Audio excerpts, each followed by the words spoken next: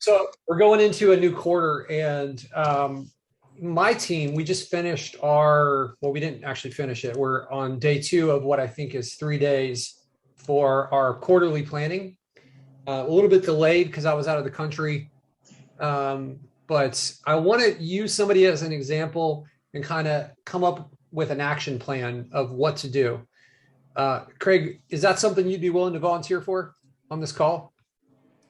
I'm joining you as I'm shopping in the grocery store at the moment. Oh, okay. But, if it's when I clear here and can get back to my desk, if we still have time for that, I guess that would be. Yeah, it'll be probably like 30 minutes from now. Yeah. Okay. Well, we'll see if I'm back where I can actually. Okay. I'll circle back to you, and I'm going to just ask for a volunteer if it's not a good fit for you now. This is something we could do on the call. What's that? You still working on going live, or are you abandoned? It's live now. We should be good. We got some wins. Who's got wins? Are we a bunch of I don't want to say losers? Are we a bunch of non-winners? Ryan Jones, you got a win, brother? Yeah, I got 3 wins this week. Got a commercial property owner leasing SEO deal and GMB deal. I got excavation company. I messaged you about that niche, septic. I'm not sure if that's a good niche. I have to do some research on that. I do like that niche. I haven't played in there before, but I think it's a good niche.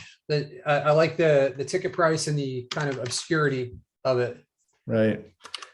I'm trying to doing my research. I'm not really happy with SEMrush. It's got to be some other tools out there that gives you better. I mean, Ahrefs, but I don't really feel like paying for Ahrefs just for that. But I don't know. I got to find a better way to do my due diligence on this stuff. You use Google Search Console at all? Yeah, I mean, I'm not good at it because I don't run PPC at all. But it still tells you a lot of keyword. Yeah. So Google Search. I don't see us live in the groups, Patrick. Really? Yeah, I'm not sure what's going on here. I never heard it say going live in the group. I heard it say it's going to record. Man, what is up with this thing? Can anyone confirm does anyone see it in the group? It says recording on my screen. Recording, but not live in the Facebook groups is what we're trying to do. Oh, yeah, I didn't see it in the Facebook. In the Facebook groups where usually if you say you're going or not, there's usually a link. The link was missing. I messaged you. The link was missing to even click the link to get to the Zoom page, but then I found it somewhere else. But yeah, I got to find another streaming. So the issue we have often is we try to stream to multiple groups at once, and for some reason, every once in a while, it just like gets confused and doesn't do it, and then the next week it works, and I don't really understand what's happening there. Come through the Facebook groups and it's live. I'm sorry? I came through the Facebook group and it's live. Oh, it's live in the Facebook group? Yep. Awesome. Okay, thank you, Lenny. Appreciate it. Thanks, man. Appreciate it. Thanks for the confirmation. Cool. All right. That's good. Brian, so 2 wins. Did you have a third one or did I miss it? The third one was an RV park. I don't know if I mentioned that before, but they finally closed on it. So okay. We got 3 go-aheads this week, so that's good. Yeah, that's awesome. Who else? Who else has some wins? I've got a couple here, Patrick. Yeah, what do you got, Alex? It's good to see you, man. Yeah, you too. Well, I've just been having a little bit more momentum over the past couple months here, and I brought in a new concrete guy in Kelowna and a tree service guy in British Columbia also. So it's just exciting to kind of refine my sales process and be able to get out there and talk to people a little bit more and realize that getting on the phone isn't as scary as you thought. And I'm actually kind of getting a lot of confidence in talking to people on the phone and from the encouragement of you guys and in some other groups I'm in, I've really been learning a lot about sales. So I really am encouraged by the momentum and want to keep learning and refining it.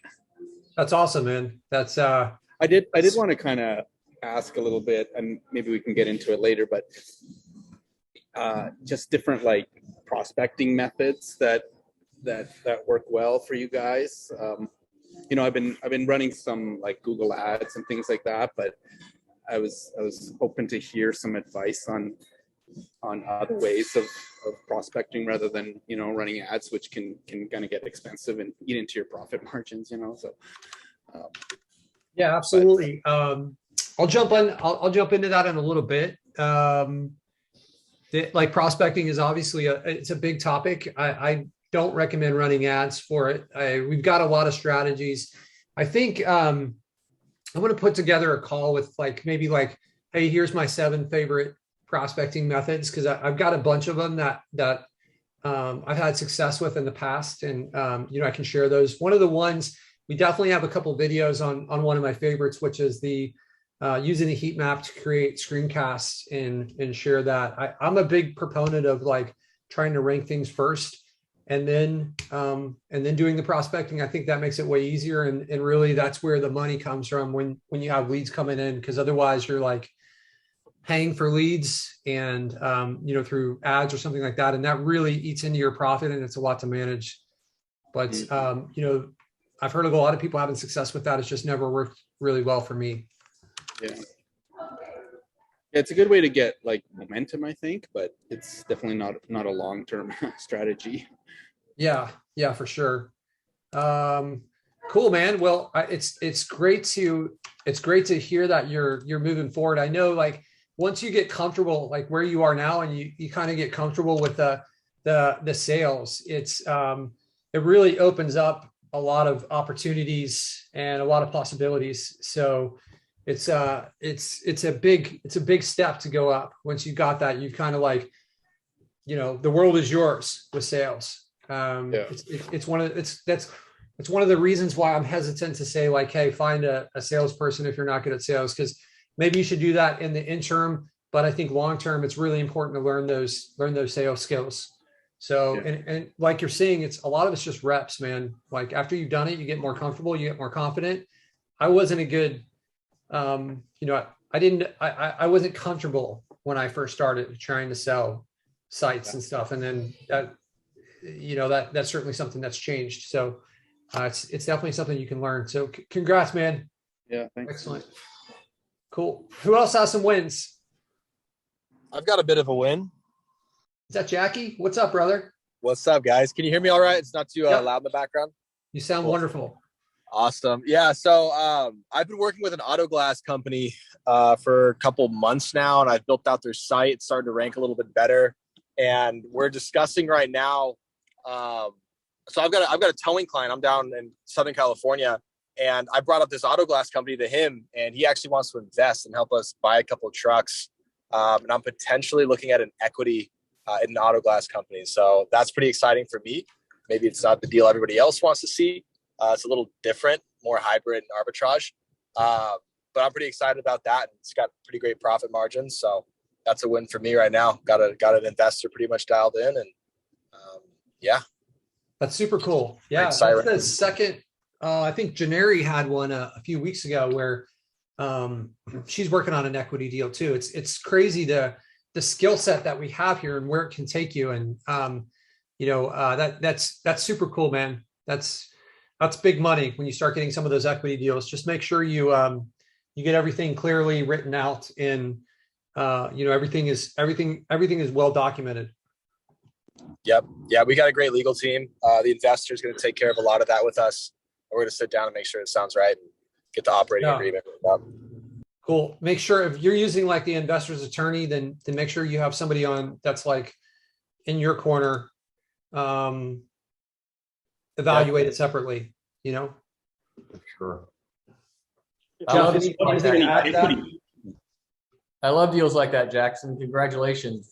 I think it just kind of speaks to how the skill set can evolve and where it can take you into places that you never could have imagined, I guess. Yeah, I'm excited for it. sorry, sorry if I'm like gone for a little bit. I gotta run to the store here real quick. All right. Good, man. Congrats on the deal. You do you, Jackson. All right. Any other wins? Yeah, I want to jump in here. Oh, sorry, sir. Yeah, so just a really quick one. I've got a tree guy, and look, because I'm just starting out, I've been taking the calls. So there was an opportunity that came up that was a property manager, and she wanted him to service sort of all the all his all the properties. So I suppose the question is, with equity deals, and he was open to this. He just sort of said, I'm not going to pay per lead for this. What I suppose, what's the number that you guys have been, with equity deals? I think it really is going to be situation dependent, even by the niche, because let's say that you had like a carpet cleaning company and the business owner's into the business for like, $2,000 for equipment, or you've got like a guy who builds swimming pools and the business owner's into the business for like $100,000.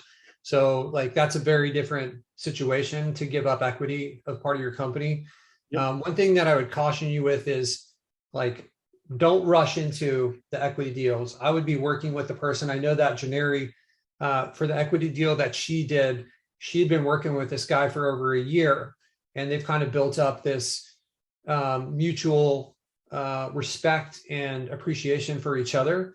So like imagine that you're going to get married to someone, right? Like think about it like this. You're not going to ask someone to marry you on the first date. So you really should take your time. And then it's like, what's the value that you're providing to the business, right? And, I think Janeri got a pretty big piece, but she was basically driving all the business that was coming in, or it was something similar to that, So I don't have a great answer for you other than that. Those are just like the cautions that I would look out for, and make sure that you write everything down. Like that is something that I learned is, I had a deal with someone one time, and then later they tried to change the deal, but the things were so like stacked in my favor of like how things were set up that it didn't really bite me on the, it was a very cheap learning experience. But I'll never be in that situation again, because everything is going to be written down from the beginning and just laid out. Spend that extra time, hire an attorney. Those are my advice. I know that wasn't your question, but I just want to caution you before you go into that to that arena. And look, the other win that I had is I'm in the process of trying to do legal stuff as we, get the legals written up. So, and I know that you guys don't do legals, but I just don't want the responsibility if a tree was to fall on someone's house to come back on me. So, the lawyers sort of provided me with some really good tips and tricks. Look, it's cost me a bit, but in the long run, I think that I can go to bed at night and sleep safe. Yeah, that's awesome. Yeah, and I don't know if Jeff, do you have any advice on that legal stuff? My non-legal advice would be to do whatever is good for you and your location. I don't know anything. You're in Australia, right? New Zealand? That's correct. Yeah, I don't know anything about Australian law, so I don't know how it goes over there.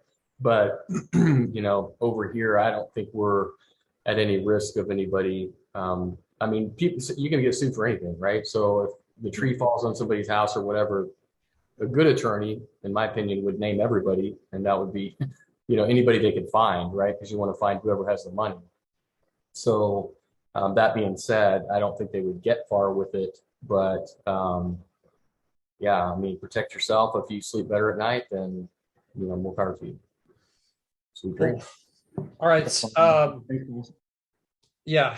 So, but that does sound like a win. It's just, it is what you're going to make of it. It's like, it comes in one way. Where is it going to go? And a lot of times we don't know. We learn as we go, and you start combining some of these skills and even creating these relationships it's awesome. It looks like Alfredo landed another website. Congrats to you on that one, brother. All right. Do we have any final wins before we move on? Well, does it count if we don't close the deal yet? Oh, well, let's hear your pitch. Well, first of all, I want to apologize to the group because, yeah, I sometimes talk too much and go too far. So if that happens, just say stop, Sarah, and just say it in a nice way. But anyway, so Patrick, you gave me advice 2 weeks ago on how to talk the talk with the exterior home builders, and listened to that a few times, and it came up impromptu. That one of the owners came to my new house to give me an estimate after a home inspection, and we ended up talking about it. And I mentioned the $1,500 per niche, 4 niches, $6,000. But you know what? Let's just 2 of those are really tough, so let's start with the softer ones, the windows and the siding. And he's like, okay, good. So I'm going into the office tomorrow. So with that, and I have. They want to do promotional products too. And the other part of that, I wanted to ask you with when you are first bringing people on, if we're not doing contract like month to month, what kind of write-up are you doing when you first close a deal? When you say write-up, you mean like a contract? Yeah, I mean, so like, I know you were talking about contracts. I was writing my question out while you were talking about it, so you might have already answered it. I didn't. I don't do contracts, and I actually make that a part of my pitch. So I'll say something. Yeah. So I'll take the startup fee, and I'll say, look, we're not going to charge you anything until we have business coming in for you. So our goal now is to kind of get you that startup fee back. So we're going to be building. We're going to take this money and we're going to spend it on building out the assets that are necessary. A lot of times we're going to go into the red because this $1,500 isn't going to cover all the expenses we have to build out this site and to do all the positioning that we're going to do. But we're not going to charge you until we have leads coming in. Like I said, we don't do contracts. You can cancel anytime when the leads start to come in. We hardly ever lose clients because what we do is, our lead quality is high, and if we set this thing up in a way where I put $5, $6, $7 in your pocket and I take one, then like, how long do you want to run that ratio for? So that's kind of part of my pitch. Or actually, I don't do the sales anymore, but that used to be my pitch, right? Jeff is handling all these conversations now. Yeah, that's definitely my pitch, and it takes a lot of the pressure off, I think, especially with the shenanigans with whoever it is now, Home Advisor, Angie Lead, like whatever they call themselves. They've got people under contract along with a lot of other SEO companies. So I think through the evolution of the market, if you will, my sense and intuition is that people have been put under contract before, not had great experiences. So part of my pitch is, hey, we're not asking you pay us, we'll send you leads. If we're sending you leads, you pay us. And if that goes any other direction than that, then you're free to leave. I'm not going to ding your credit or come after you or whatever, But they're paying you a startup, right? The startup. Yeah, we just had somebody who today, it came up in one of our calls that this guy took a startup fee and then he wanted to go into some new markets, and then we hit him with another startup fee for the new markets. And then he's like, hey, I'm worried that other market is too far.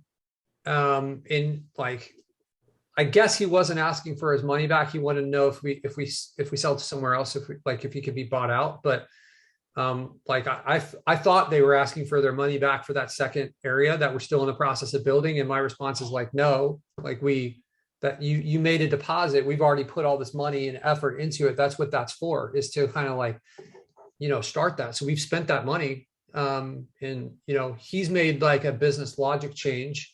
But I think it's important to, like, as a part of the pitch, to just say, look, we don't have a contract so you can leave. We just rely on our value that we send over to be, to move forward. And I've said this probably 24 times, like, it's going to be pretty expensive for you to leave us if we're sending you a lot of value, right? Like, it's going to be like, so we're the bill that's going to help pay your other bills, right? So that's why our company has grown, because we lose a lot of clients, because we provide value, and even though we have all these clients, we're not losing them. We don't have contracts to keep them in there. It's just based on value. They can leave anytime. right? So And like what Alex was saying with confidence, Alex, that boosts my confidence immensely, because if I can go in there with that level of confidence and be like, yeah, I know I'm going to deliver. I don't need you to sign a piece of paper to hold you accountable to me. Like, I'm going to deliver, and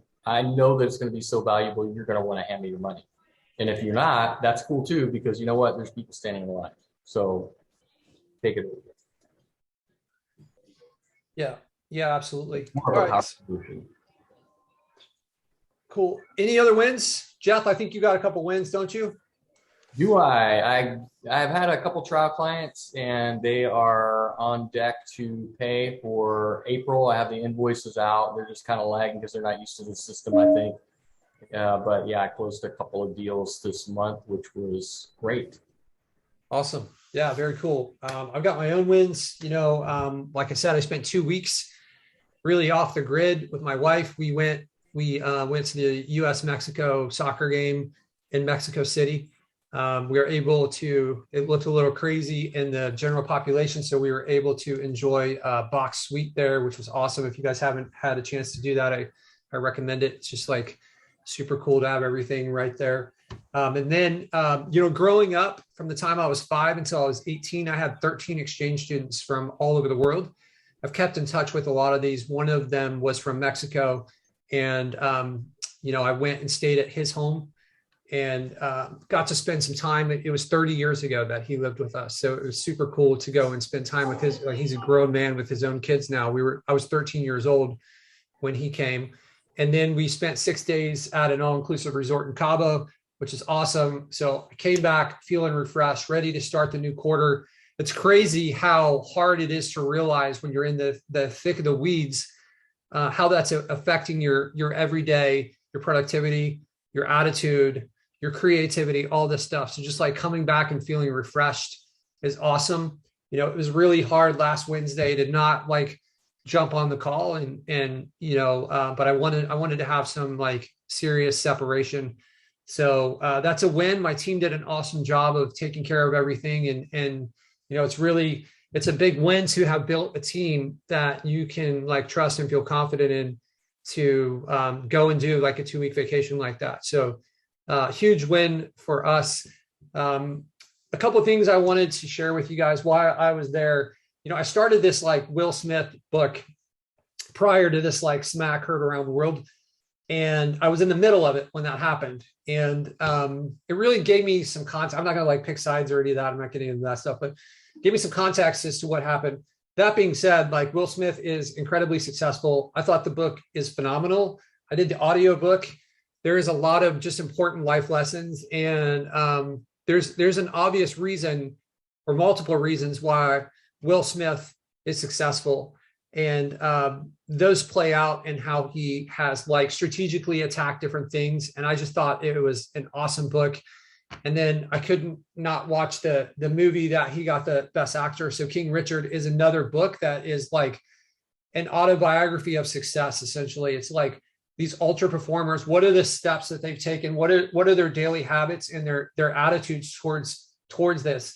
So if you guys can separate from any of the drama, whether you like them or not, they're both, in my mind, they were great learning experiences for me and kind of like the pursuit of, what I want to do and what I want to create. And like, he goes through, he's a phenomenal storyteller.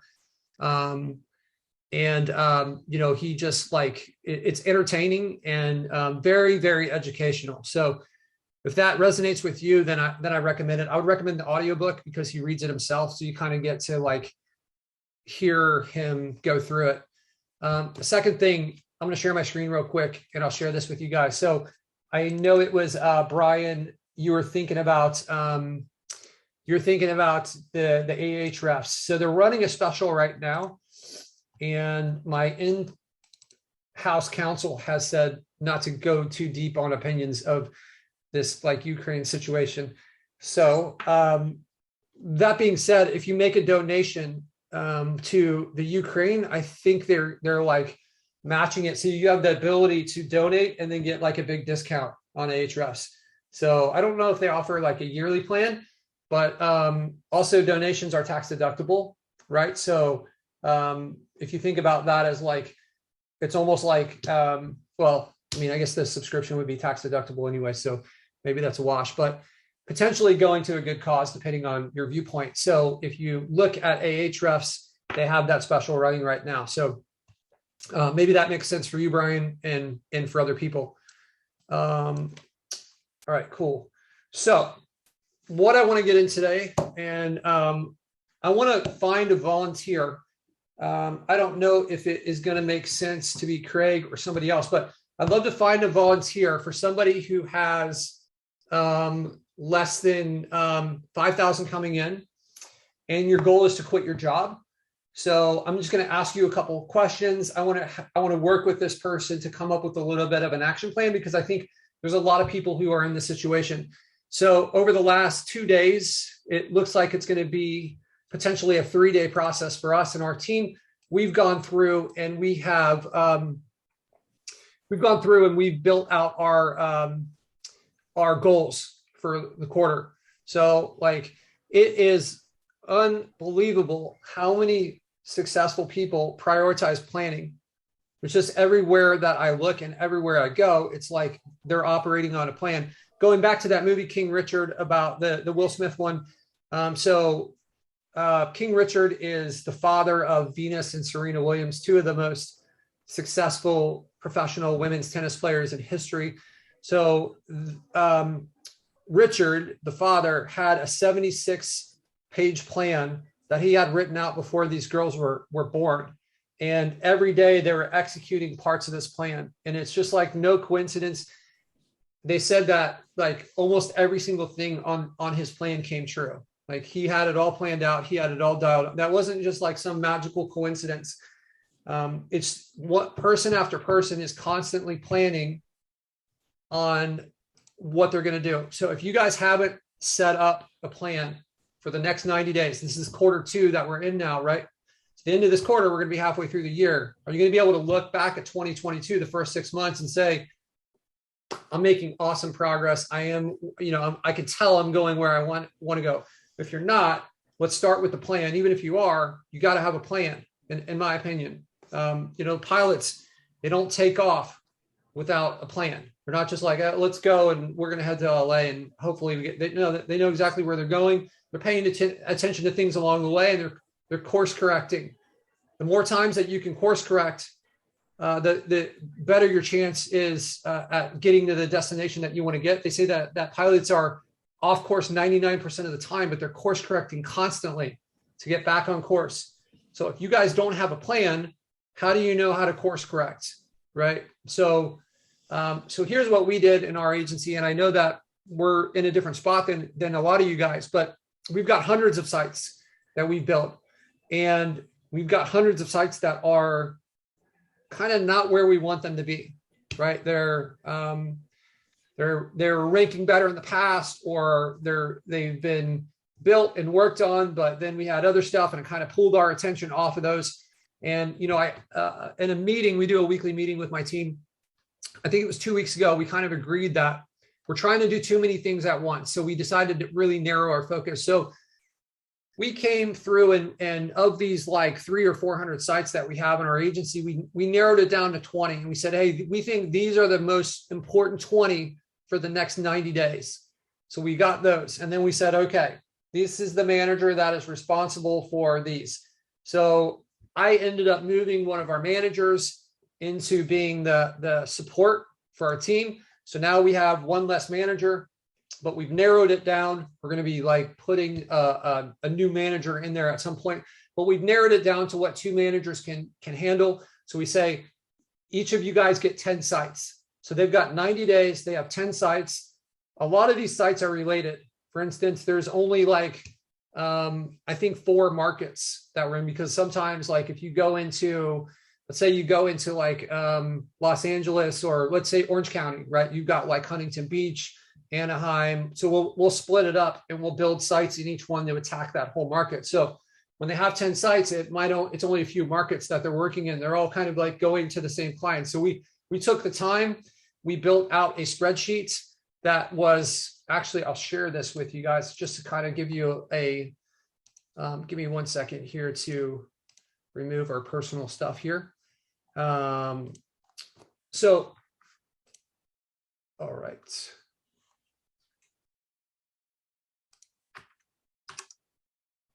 Stand by. Appreciate your patience. Need to cleanse this of personals. Okay, cool. Let me share my screen. So this is what we did. So we spent the last couple days going through this. We arrived. This is there are 20. These were the markets and the niches that we were interested in. We classified it by the potential revenue, the upside potential of the revenue. We had a difficulty rating in here for the niche. We had the client satisfaction. Can you expand the view on that just to blow it up? Is it really small? Yeah, it's pretty Okay. small. I'm on screen. How's that? There That's you too big. go. Perfect. Let's go down to 150. How's Perfect. that? There we go. Perfect. Okay, so we had a client satisfaction ranking for this. So some of these, like you see this, we think that we're potentially going to lose this client here. So we rank this one as high. And our current position is like, that is really the positioning that we have within the market. So some of the things that we were taking into an account when we considered this were like, how many websites do we have? How many GMBs do we have? Like how many reviews? We were kind of looking at the assets that we had in place in this market to understand like how well positioned we were to really take over the area. So we were rating these things from 1 to 10, right? With 10 being so 10 would be the most difficult, 10 would be the highest revenue, right? And this 10 would be the happiest client. And in our current position, like 10 would mean that we're like dominating, right? But we have a lot of sites that aren't on this list because they're in a very good place. These are ones that we thought, hey, if we put some work into this, we can really get some good return on it. So this is what we did is we came through, we looked at all the sites that we had in all the different areas. And then we said, these are the ones that we think are the most important. And then we took this and we broke down into the actual websites. These were kind of like the markets. And then we broke it down into actual websites. And then from here, we have things like, okay, now we know the websites. How many GMBs do we have for this site? What are the backlinks look like? How much content is on this site? What's the heat map average? That's a big one for us. I don't think things really pop unless the heat map average is going to be good. So like, for instance, you're going to run the heat map and you're going to get the average score for that heat map from all the different points on the grid. And you're going to do this for maybe like 5, 7, 8, 10 terms. What does that average score look like? When that average score gets to be around like 5 or less, that's when a lot of leads really start to flow in, right? So we pay really close attention to that.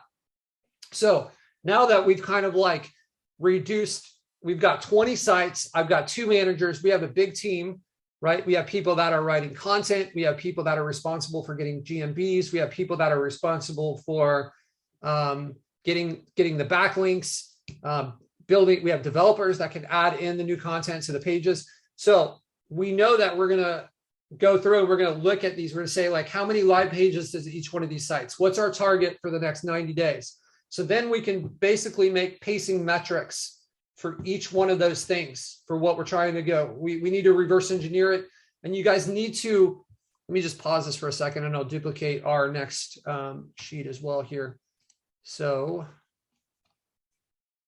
do you guys have any questions while I do this? Does this seem like, is this good value to you guys? Yes, thank you. Yeah, super helpful. Is there a way you could write out in one of those columns, like what you're using to get to the total of 10? Like what goes in, what factors go into the 10 that you named them? And I guess we can go listen to the replay, but. I'll go back through it. I went through it pretty quick. Yeah. Okay. You can see my screen? Yep.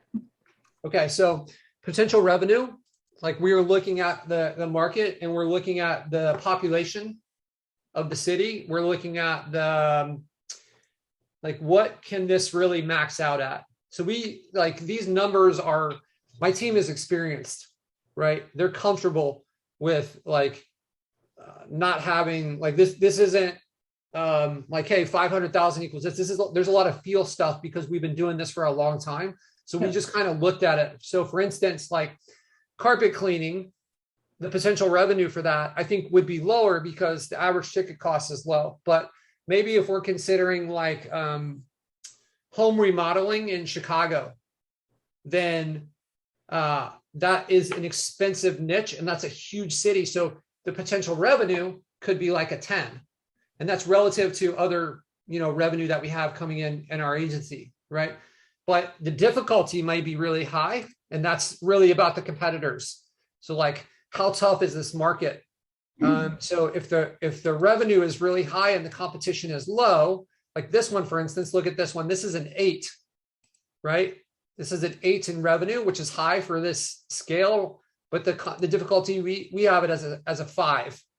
And we're kind of in a decent position already with a 6.5. So maybe in this scenario, we have like 3 or 4 different GMBs in place. We've got 2 websites. We've got somebody on a trial right now for whatever this was. And then you can see that this ranking, this last column here is where we said, okay, this is a high ranking means that we're going to go after that. So these were like the 10 markets that we chose. And from so you're on page 1 or like the top 3 or something like that for high. Like you're already there at high. Like no, you're high ranking is like Our desire to priority of like our internal priority of like, should we go into this or not? Okay, right? got it. So if you look at one of these, you can see this one we marked as low, right? So we said the potential revenue is a 5.5, but the difficulty is an 8.5. So that ended up like, okay, let's not mess around with that one. So until you go through and you kind of like stack these up next to each other, these were all ones that we were really in quarter 1, we were trying to go after all of this stuff at the same time. All of these came from like priorities. And we saw that the client is really satisfied too right now. So like we could add in a bunch of extra stuff for him, but it's like, it's not going to make a huge difference. Similar to line 14, Patrick, that's an interesting one because it's high potential revenue, not too much difficulty, but we still have it as a low priority, right? Right. This client is like over the moon with us, right? We have him as a 10. Yeah, you're coasting with them kind of. Well, and they may not have room to grow. Like we know if we give them more leads, we may not be able to get more money from them for whatever reason. They've reached their limit or whatever, like there's some other factor there. That's why it's rated that way. Even though it could be super lucrative. Yeah, that makes sense. Like on the potential revenue, would you put like a 5? Would that be like an average client value of 10,000? Like no, yeah. So I would say that like a 7 is probably around like $2,000 a month for us. Okay. Yeah. So it's also kind of like taking into effect a few different things. You could really geek out on this. And I think it's important to, when you feel yourself starting to go down that path, to like pull yourself back and say, look, let's keep it simple. And let's just get like the meat and potatoes, because this is enough for us to make a good decision. You can see, if you look at all the high ones, that they have like good revenue potential, and like the difficulty is lower than a lot of the other ones that are on this list. This was enough for us to make the decision without going crazy and saying, okay, like 1 unit equals $500. We're just like kind of feeling our way through it. Super helpful and a really interesting way to look at all of it, because then you can have it right in front of you, right, as a visual. Like, yeah, you know what? This makes more sense. We should go do this with this person. That's right. Keep that one lower. Yeah. This came, and I encourage you guys. I didn't want to. I had an idea of how I wanted this to go with my leadership team when we started this meeting. But if you want your team to be enrolled on this, these decisions need to be made together. So like these numbers were mostly, I put in my share and my kind of influence on it, but these were something that we came up with as a team. So now we have, everybody is on the same boat. We're all like understand why this is important. And we've set this as a company together, which I think is huge, to have everyone, contributing to this. right? They're not just getting assigned things. We're working as a team to come up with this stuff. We're all learning and growing together. And through that, I think there's a lot of like enrollment that they have towards their dedication towards this. As a team, we chose this stuff, right? This is so, I have to sign off for now. And I just want to make one comment that it's so good for like seeing you do this, because it's giving the people who work for you and with you more of like a vision, right? And a mission for where you're going. Like people love to follow somebody who knows where they're going. They want to jump on board. And especially if they know the direction that the company is going and you have a unified vision, then you'll have longevity, you'll take off, and even more than you have, right? And the people that are with you are going to more likely want to stay with you because they know kind of what overall is happening. That's right. Yeah, absolutely. I've made a lot of mistakes while I was building this company and the way that I've managed people, and it's important to learn. I've continued, and this like Will Smith book that I was mentioning, I've continued to constantly try to educate myself and then adjust. And this is a very common management principle, is to get your team. This is a leadership team. You guys are going to make better decisions if you have this group thought, and your goal should be to hire and get your team to a spot where they can make better decisions in some areas than you, or they have very valid viewpoints. And that's what we have. We have that within our team. We have a great team full of people that are really considering things that, and the group together, we're so much better than it would be just like, hey, do this, right? Did you put them through the CVI? I'm sorry? Did you put them through the CVI, the Core Values Index? I did. We did the DISC profile thing. Cool. The CVI is, they tested it. Like I'm from 30 years ago to last year, it was a 30-year mark for the program, and they had a 97.7% accuracy of the people who took it year one. And you think of how much life you live in 30 years, and they got the same values. Yeah, it's something I'm really getting more into. And I'm trying to be a better manager for my team, be a better CEO, and have them be better managers for the people that they manage. So we're really, I'm pushing them hard to level up on their own and learn some of these things. So we're That's kind of cool. Adopting it as a company, but I do want to, I'm running short on time. So I want to make sure that we stay on topic for this. So Sarah, did you have more questions related to? No. And that's enough for now, because I'll go think about it. Okay, yeah. Cool.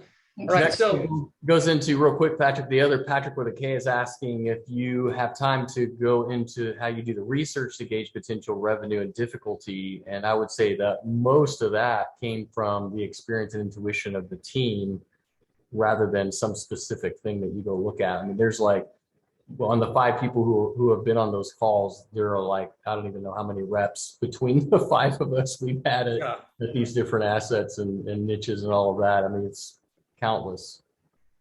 Yeah, there's a lot of field that goes into it. We also kind of have the idea that we're not really, I don't want to pick a fight with somebody that is established and they've done a really good job. But I also believe that we're going to win eventually, no matter where we go into. So it's, we've got kind of a feel for it. There's a lot of videos that are in the group that we've done the due diligence stuff for. Jeff, we just brought someone into the group earlier this week. I'm not sure if they're on the call or maybe they're watching the replay, but we talked a lot on that call about the due diligence stuff. So maybe you could tag Patric in some of those same videos that you tagged whoever that person was we were talking to a few days ago about the choosing the niche. Yeah, it's a fresh post in the group. Yep. Okay, awesome. So this category here, we've got the market. So the market could be multiple cities. That's kind of how we do it in our agency. So for instance, like Minneapolis could be the market, but that could include St. Paul and some of the surrounding cities. So we've just done it that way to simplify it because of our strategy of going after these sub cities. We choose a market and say, okay, this is all a part of the same market, right? So The live GMBs is like, how many Google My Businesses do we have in place? So you can see for this one, we have 5. We have 5 in place, right? And we know that the UR, so these are Ahref stuff, is a 48 and a 32. So this one would probably fall into the category of being like well-positioned, right? Because we've got good backlinks. It looks like we have 3 sites, and we've got looks like 9 GMBs that are covering this same area. So the traffic value is an Ahrefs thing, and this is the number of reviews per GMB. As I was mentioning, we pay a lot of attention to the heat map average. I think that is a critical piece. If you guys are not watching that, that is like, you should put that into your what you're monitoring. Those averages really correlate with the lead flow. So the problem is this is a lagging indicator.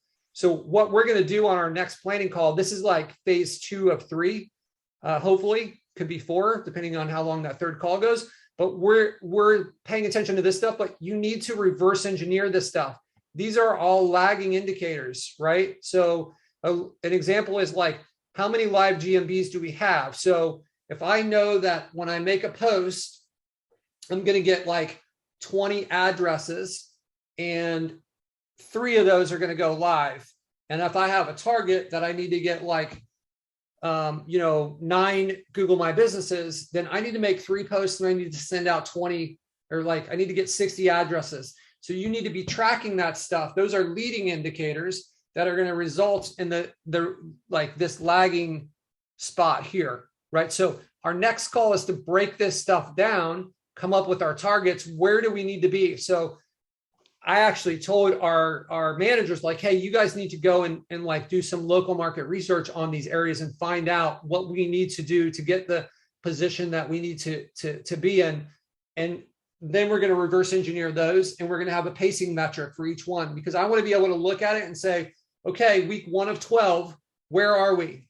Are we 1/12 of the way through? What do we need to do? That's where that course correct comes in place. So if you don't have a pacing metric that's saying like, we're off pace after week 1, then like, how are you going to course correct?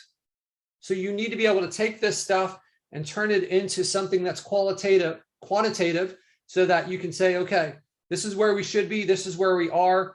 We're off pace. What are the adjustments that you're going to do this week so that we get back on pace, right?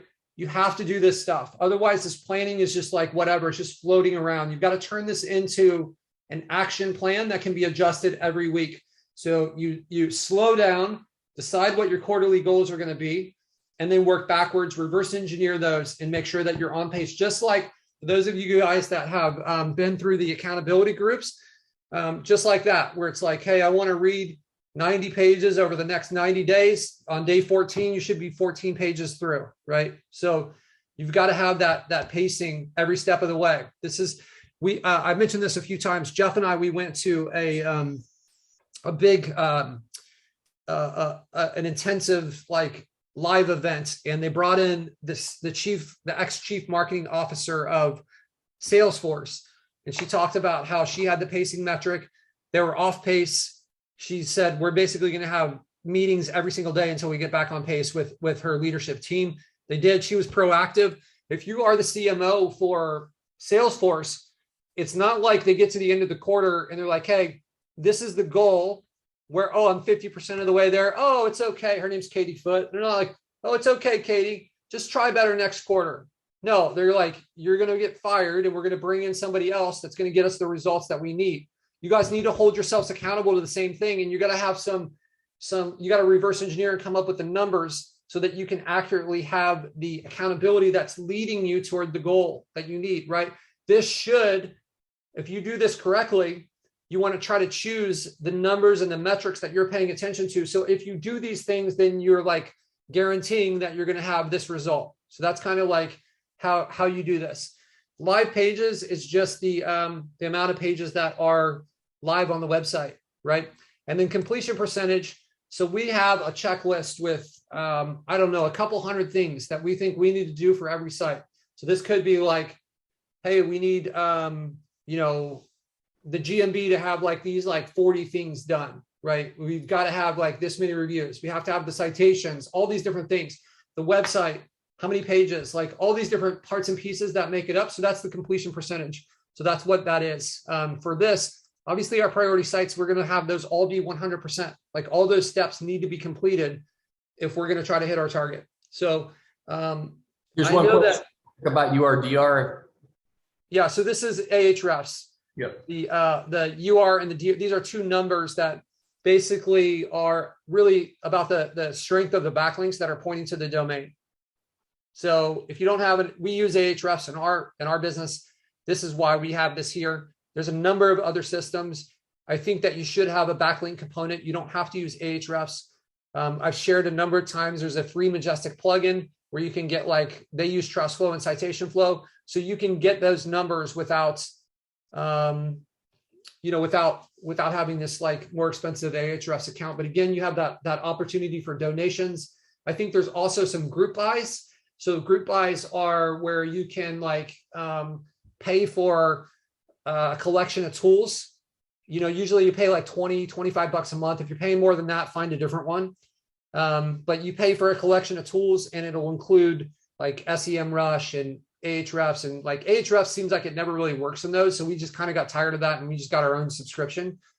But yeah, the point is you should be paying attention to backlinks. I think it was 2 weeks ago or 3 weeks ago, we had a whole training on how to get some good backlinks. A lot of times we just end up paying for them. Like we just go and like, we'll pay. So if you didn't see that video, check out that video. It's what's worked for us for a lot of this stuff. Okay, cool. So that is the main thing that I wanted to share. Are there any questions around that? All right. Next, accountability groups. So yeah, we're probably going to roll those out on the next call. So we had a lot of people join in the middle of last quarter, or who wanted to join in the middle. And it's like, it kind of puts us in an awkward situation where it's like, these people have formed a bond. They've already like started working. They have accountability. They've taken, and to come in the middle is a little, it's hard to put someone into that group and have everyone feel good about it. So you guys, if you want to be in an accountability group, then like get ready for it by next week, because I'm going to roll out the format. Will be a little bit shorter this time. It's normally 12 weeks. This time it will be 10, just because we're like part of the way through the quarter. I was like, obviously I was out of the country the last 2 weeks. So, but accountability groups, I think they've been awesome for the people that have been in there. I've heard a lot of good stuff about it. I've seen a lot of like positive growth within it. So it's basically, you're going to meet once a week. You're going to, just like I was saying earlier, you're going to come up with your list of goals. So you're going to need like 3 to 5 goals. They can be a mix of personal and professional. It could be like, I would encourage that they're a mix of personal and professional, right? And you're going to build out a schedule. You're going to have really clear defined goals. I'll get into this more next week. We'll go through the training. If you guys didn't see the training, I dove deep into this in like the end of December, as when we launched the current set of accountability groups. So watch that if you're interested to get prepped on like what the expectations will be. It is a commitment. Don't do this half-hearted, right? If you're not sure you want to do it, then don't do it, because this is supposed to be people that are serious. This is supposed to be people that are going to be really willing to hold each other accountable. That means that if I don't know Jeff very well, and Jeff said he wants to do like X, Y, and Z, but Jeff isn't doing it, I have to have enough like love and like integrity to be like, Jeff, what is going on here, man? You are off pace. You had said you're going to do this. You didn't do it. You need to like really, what's your plan to course correct here? You have to be able to do that and stand up for your team, just as you would want them to call you out if you're not doing it on your end. So where is the December video to prep for accountability? So it's in the group. So we have this awesome, I'll share my screen again. If you guys haven't seen this, our buddy Jeff here has created this awesome document. Am I sharing? Oh, no. Okay. All right, there we go. All right. So if you're inside the LeadSnap group here, right, you'll see that there is this featured section, and then there's this document here. And if you click on this document, it will take you to all the different calls that have happened. So if you were to kind of scroll down here and say December 29th, we can see what happened on that call, right? So we did intros and wins, we did mindset and reflection.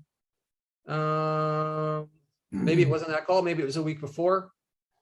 Wrong direction. December 22nd. Here we go. Accountability group start at minute 15, right? So this is an awesome resource. Jeff has also gone and added in some some highlights, some common questions up at the top. So if you kind of go up here, you can see there's like GMB shortcut, prospecting and sales calls. So you can go through and click on one of these and jump right to the minute within the call. So he's also got the link to the call. So if I click on this, this is heat map prospecting, which there we go. So this will take me right to where they're like, where we go through heat map prospecting. And I had said, Alex, I think it was you that were looking for prospecting methods. So this is what I wanted to circle back to is like, oops. This document here has all like a lot of different prospecting. Here is heat map prospecting, how to pitch lead gen, more heat map stuff. So a lot of different prospecting methods are hiding within these videos here. So if you click on these, you can load those up. But that's where like super valuable resource, really appreciative for Jeff for doing that. So any other questions? The ones that say solid gold are Patric when he's like totally in flow, just killing it in some kind of like a role play, like prospecting role play type of situation. So those are really, really good to your head. Jeff, Jeff thanks, labeled that as solid gold. Yeah, thanks, Patrick. I'll have to review those again. You're welcome. I didn't label these as solid gold. Jeff did, just for the record there. I appreciate the compliment there, buddy.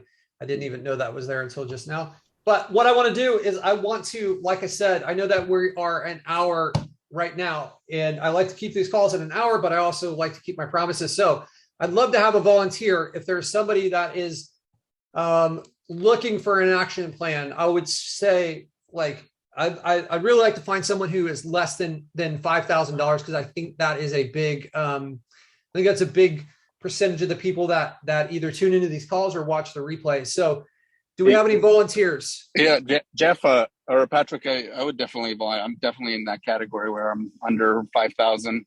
I'm looking to, retire from my job. I've been a paramedic for 28 years, and I'm just at a point where I really, want to kind of like make this business work and retire from my job. And I'm making some progress, but it's kind of slow going. You know what I mean? Yeah, absolutely. Somebody else can save those lives, right? You said you're a medic. So Alex, talk to me. Where are you with your business? How many clients do you have? I have 4. Okay. I have 4 and they're paying clients. They're paying right now, right? Yeah.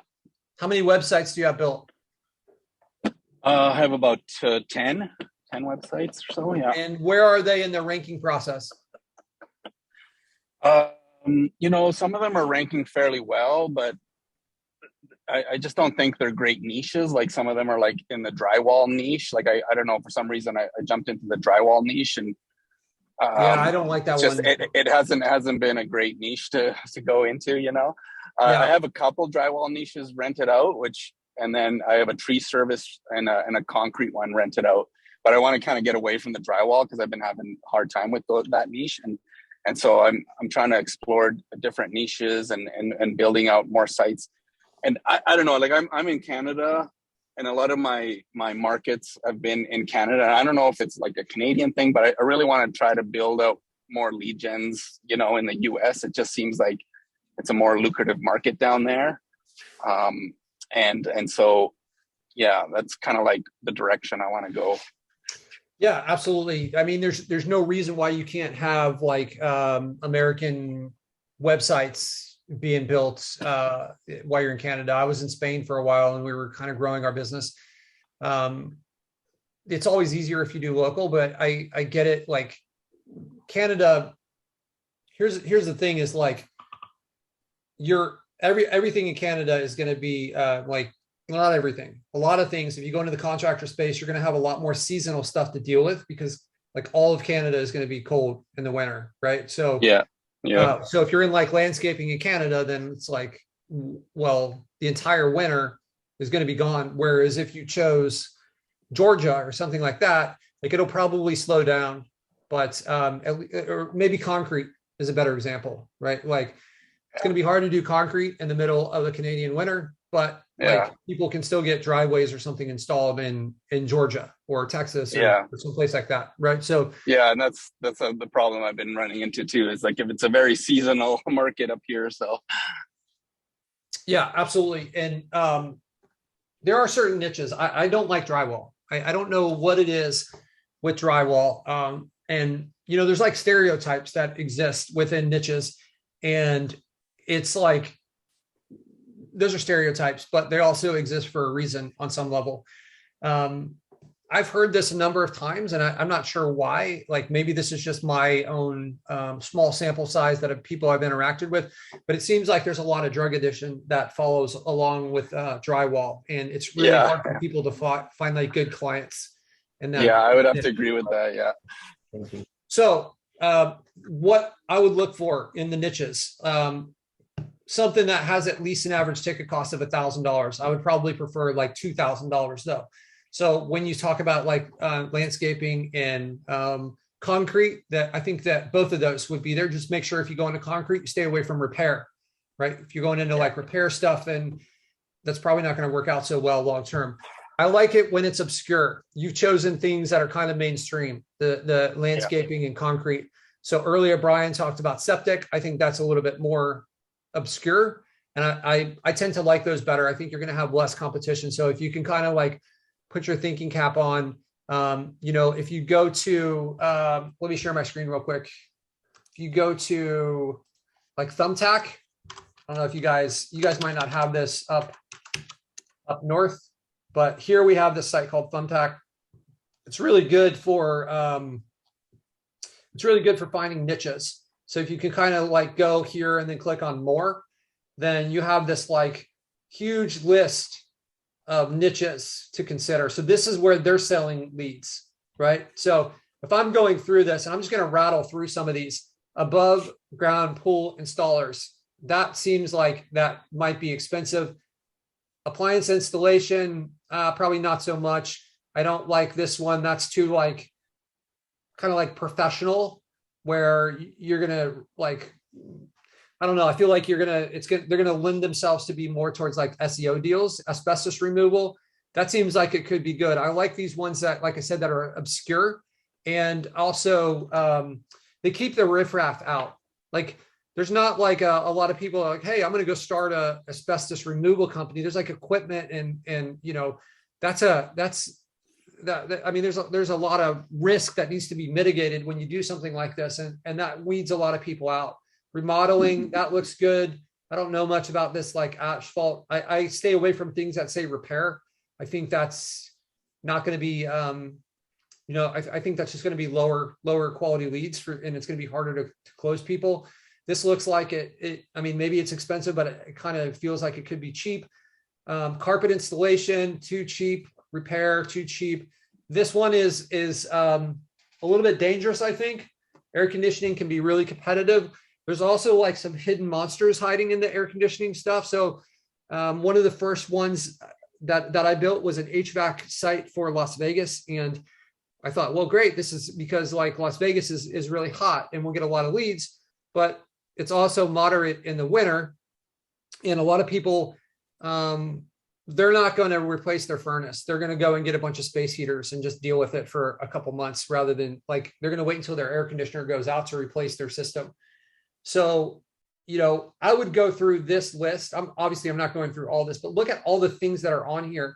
And then a second thing that you can do is just when you're driving around, be looking at all the trucks and stuff in the stores and constantly be thinking about niches and why they could be good, why they, you know, try to shoot a hole in it. Like, why is this a bad niche? And don't spend too much, you know, I say that with a little bit of hesitation because I don't want you to like have like analysis analysis paralysis, where you're like, okay, this isn't good enough. This isn't good enough. You can ask around too. You could shoot me a message and I'll give you my thought process on it. But so you've got these 4 sites, and it sounds like, how many sites of these 10 sites that you have built, how many of them are in drywall? 1, 2, 3, 4 out of the 10. So you've got 6 that are not drywall. Yeah. Okay. So it sounds like, of those 6, are those all a mix of concrete and landscaping? Concrete and tree removal, and and Okay. So and I think I have like a landscaping one, that landscape design. Landscape That's design. not really ranking yet. Yeah. Yeah. So here's what I would do is I would like those 4, just put those, the drywall ones, I would just put those on the shelf for right now and say, hey, maybe we'll come back to these, maybe spend like 10% of your work time focused on those, and 90% focused on the ones that we're going to go through. And what I would do is I would like look at the due diligence videos that Jeff is going or already tagged you in, and go through those and choose the right cities and the right niches. And then you have your 90 days is like, let's come up with, you've got 6 sites that are maybe in good niches from what it sounds like, but they're in the process of ranking. So the 4 clients, are the 4 clients a part of those 6 sites? Yeah. Okay. So for the 4 clients that you have, I would kind of look at the opportunities to expand those, because if you had 4 good clients that are paying you, let's say your clients are paying you $2,500 a month, that would be $10,000 a month. You need to understand you don't have to answer this question, Alex, but if you're comfortable, then answer it. But what is the number that you need to quit your job per month? I've thought about this a lot. I would say if I could get like to 20,000 a month. Okay. Like gross revenue, and then there's going to be expenses in there, obviously. But if I could get to 20,000 a month, then I could definitely retire from my job. Yeah. So do you I think are you married with 2 kids? Yeah. Yeah, that's what I thought. So like, depending on where you are, this is maybe not for you, because but this advice maybe would be good for somebody else. It's like, depending on where you are, Alex has kids and a wife that he needs to take care of, or like, I don't know if your wife's working, and we don't need to get into that, but the point is, you want to like work backwards and choose a number that is going to support your situation. When I was working as a software engineer, I was making more money than I needed, and I wasn't married and I didn't have kids. And I thought that I had to match my existing income before I could quit my job, which in retrospect, that was a big mistake, because I stayed doing the job way longer than I needed to do. And once I finally was out of the job, my revenue and my income exploded, because then I could put my good time into it, my full time, right? So I don't want anyone to go into a situation where they are putting their family at risk. So you need to come up with that number and make it be the number that you need, not the number that maybe your current job is, if after you've proven the business model, right? So if you don't have money coming in, then like, don't quit your job, right? You need to like prove the business model, right? So yeah, exactly. Okay, so you've got your 4 clients. So, and my understanding is those 4 clients are at least 4 of the 6 sites that you have built that are not drywall sites. Is that accurate? Yeah, that's right. Yeah. Okay. And so they're each paying me about $1,000 a month. So I'm at 4,000 revenue, monthly revenue, Awesome. right? So here's what I would be doing is I want to take those people that are paying you $1,000 a month, like 90-day goal. How do we get them to $2,000 a month? Okay. So that will get you 40% of the way there to your $20,000 goal. You'll still have $12,000 remaining. Make sure that that $20,000 is done with math and not just like a guess. Be very systematic with that, right? Tie it emotionally. Picture the life that you want, what you need, and then it should be a calculation.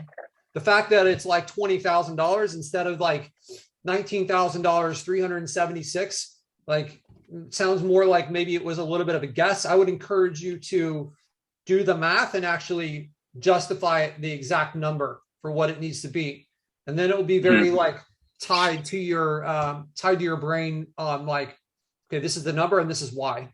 And this is like getting this number means this, because I've already worked the math, right? So if I want to travel around the world and do all this and it's going to cost me $24,000 a month, then I'm like, okay, I need like 12 sites at $2,000 a month. Maybe I need to build 30 sites to get to 12. Okay. So I think it is, I don't want to like put I don't want to like dampen your dream or anything like that, but I think maybe unrealistic that you go from 4,000 to 20,000 over the next 90 days. But what we can do is we can position things so maybe the following 90 days we can get there. So it's really, we got to build the structure first, right? So okay. So like I'm not like in a huge rush. Like I know everyone says, you know, money loves speed, but it's not like I need to get there in 90 days, but I'd like to be on that path, you know? And I think that's why I was asking you early about prospecting, because I'm getting more confidence in my sales, but I just need to get in front of more people though, right? Maybe yes, maybe no. Like if you have, I know, like I said, it's a split. I don't like, I respect people who think differently about this, but my belief is that building and getting the assets to generate leads and then selling them is a better way to go. But I know a lot of people will go and pre-sell, and that's awesome if that works for you. Just been my experience that where I really start to put more money in my bank is when I have something that's producing and I can sell that. Because if I pre-sell it, then I have to run ads, or I have this person that's like breathing down my neck and I'm spending most of the money that they've paid me to build and get the stuff coming in anyway. So it's like, what's left? And you're in a higher pressure situation. So if you want to pre-sell things, then prospecting would be the right thing to do. If you want to build things, then prospecting will come after you've got the stuff coming in, and sales. Like Alex, you've expressed that, hey, I'm getting more comfortable with sales. And I'll tell you, this is always the example I go back to is like, hey, Alex, I've got this Ferrari I want to sell you. It's red. It's really fast. It's like, it's in great shape. It's awesome. It's $100,000. Do you want to buy this? Like, I'll show you the keys. You can't see the Ferrari, but it's an awesome car. Trust me. Or, hey, Alex, here's my Ferrari. Go drive it around for a week and tell me if you like it. And then if you do, we can come up with a deal where you can buy it. Right. So that's kind of like my opinion of like pre-sell versus like the difficulty to sell the car without the car being there, which like we had a lot of success with this. We had a hard time delivering in time to keep the client happy. That's where we struggled. But when you already have the stuff coming in, the leads are high quality, the close becomes so much easier, right? So I'm a big proponent of having the Ferrari before I try to sell it. So, okay. So this is what I want you to do is, you need to lay the groundwork. And I don't want, like, we don't want to build off. Like I could probably tell you that if you had 60 sites, then you could, and all these sites are ranking, you're going to have a pretty easy time if you chosen the right niche to get to 20,000. But like when you're starting to build houses, you don't want to build 60 houses and then say, okay, let me go rent all these 60 houses. What you want to do is you want to build like 10 houses and get those rented, and then build 10 more, because the second set of 10 is going to be better than the first set of 10. You might get to build all 60 of those houses and you discovered you didn't put any toilets in these houses, and you're like, oh my God, I got to go back and do all this again, right? So run around the bases one time. I know you're Canadian, but baseball, right? Run around the bases, right? Get all the way back. No, I get it. Get all the way back to home. So we understand we're going to learn a lot from those first 10. And I know you've already got your first 10, right? With the 6 and the 4, you've already learned that, hey, maybe drywall. Imagine you had built 60 drywall sites, right? And now you're like, I don't really like drywall, right? So what I would recommend is choose a few niches. for this first round. Ultimately, where I want you to go is I want you to choose 1 or 2 niches. That is just going to be your niche, and you're not going to really build in these other niches. There's so many different benefits associated to niching down, but don't niche down until you have, it's a buffet right now. Like try a little bit of this and a little bit of that and say, okay, I like this one. I'm just going to go with this one for now. Some of the benefits that we've seen from niching down is like tight. A lot of these niches are like tight communities. So we get a ton of referrals because people are friends with other people, but they're not in the same city. They're not competing against each other. We understand exactly the types of pain points that people have. We understand the leads. Our content writers know the content. We know where to get backlinks. We can give ourselves backlinks because we have so many sites in similar niches, right? So there is a lot of benefits, but don't do that too soon. You got to like understand things first. So I would say you need to get, get to 14 sites. So you pick 10 sites, 10 new sites. So and I'm basically saying the 4 that you have, no, I'm sorry, you've got 6 that are in good niches. So get to 16 sites. So you've got 10 sites. Yeah. And I would say some of these sites should be in, maybe choose like 3 or 4 different niches, right? And spend a good amount of your time working on these ones that are in good niches, especially the ones that you have clients for. So set yourself a goal of like, how do I justify $2,000 a month from these 4 clients that are paying me $1,000? Like, what do I need to do? Like if I'm in concrete and the lead is worth $40 a lead and I'm sending like 25 leads to them, so that justifies $1,000. I need to get to 50 if they're going to pay me 2,000, right? How do I get to 50? So, okay, I'm in this city. They said they'll also service this other city, or maybe I need to improve the heat map average of this city from 7 to 3. If I can get to 3, then I know that I'm going to be getting a lot more leads. The way that I'm going to get to 3 is I need to get more reviews. I maybe need a second GMB here. I need more citations, like all these different things. So kind of work backwards from that. You gotta, but strategically choose this and kind of plan it out, right? You sound like you're a really smart guy. So I think you could come up with this. So you're going to choose some new niches, new sites, and then you're going to mix that with focusing on these. So for your 10 new sites, I would be looking at like populations maybe between 250 and 500,000 around there. I'd be setting up like probably, if you're in that population range, I'd be probably setting up between like 3 and 5 GMBs. I would be getting reviews on all those sites. Start them off with like 10 pages and then add content onto those, right? You want your backlinks. You got to make sure that you have a solid backlink. Maybe you want to have, if you're using Ahrefs, maybe you want to have like at least like a 20 URDR. If you've done your due diligence well, then the other people that are in that market shouldn't have really strong backlinks, right? They shouldn't have a ton of reviews because you've essentially lowered the bar because you've done your due diligence well, right? So as I've used this analogy a lot. If I'm playing basketball, I'm 6'2". So if I'm playing against other people that are 6'2", I'm going to probably win some, lose some. But if I can go and find like people that are 3 feet tall, like on a 3rd grade playground, and I'm like, hey, you can't tell me I can't play here because I can build a website anywhere. Well, it's going to be really hard for these guys to beat me because I'm a lot taller than them, right? So that's what it's like choosing the right market. So choose the weaker markets, but have the high ticket cost. Make sure that the population is there. Get those 10 sites. And I think if you do those things, if you get multiple GMBs, you get enough reviews and citations, you get your heat map average, you're going to start to get a lot of leads coming in. And that's going to make it easy to sell this stuff to whoever you find.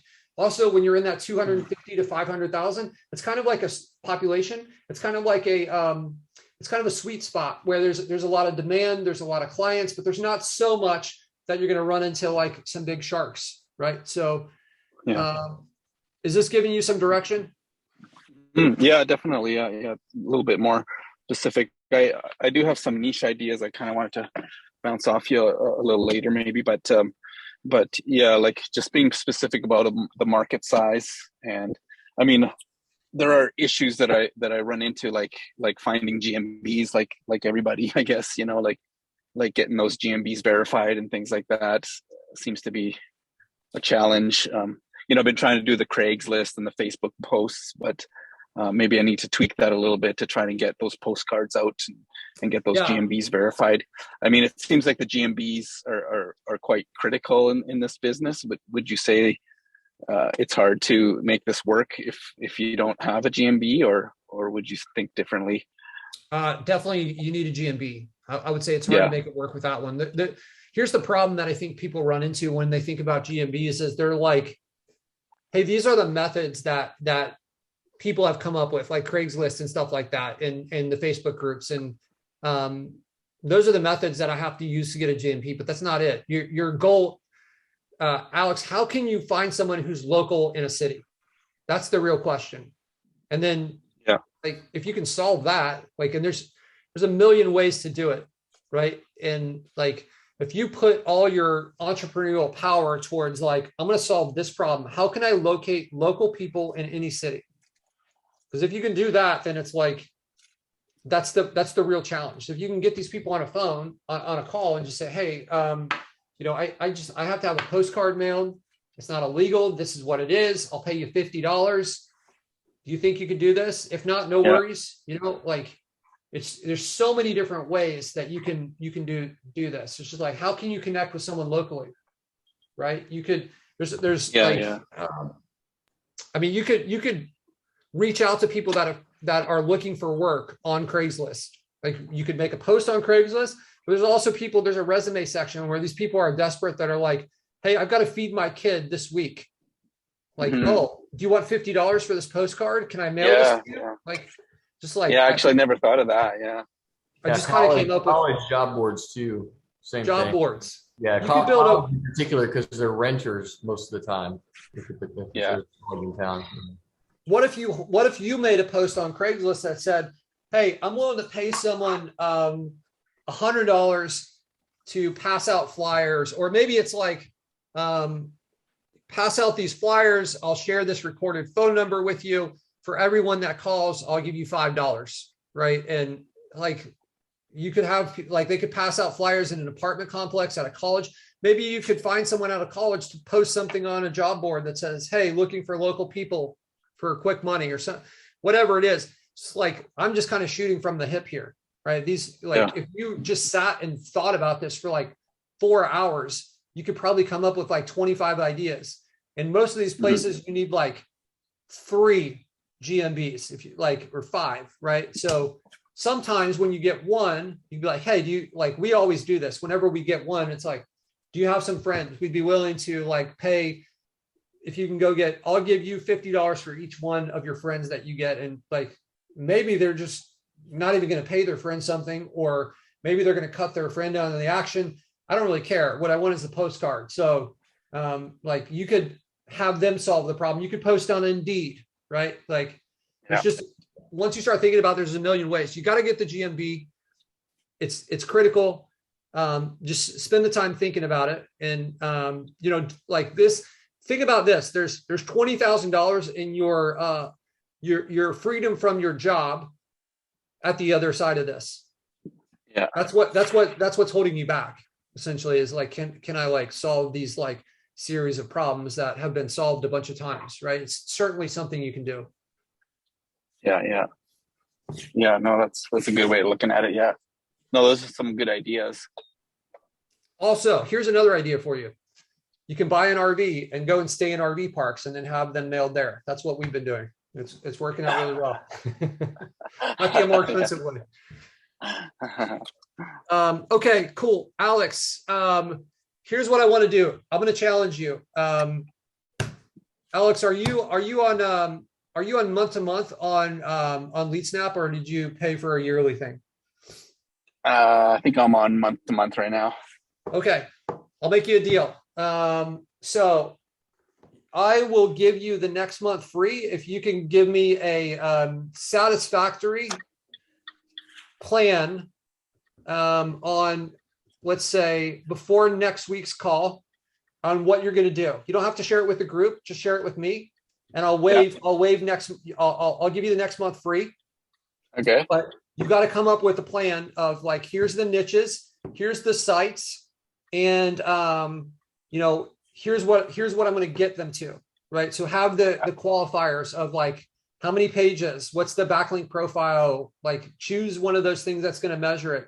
How many GMBs, how many reviews per GMB? Give me a breakdown of all the different sites that you're going to build, the cities, the niches, maybe even have the don't buy the domains yet. Just get the cities and the niches, because like I may have some feedback that could alter this, and I don't want you to buy the domain and then waste your money if we go a different direction.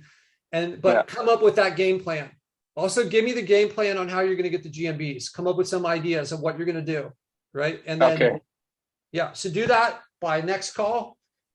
We won't go over it on the call, but send me a message in Facebook Messenger and sound good? Yeah, no. Yeah, great. Yeah, no, I'm totally motivated to do that. I'll definitely do that.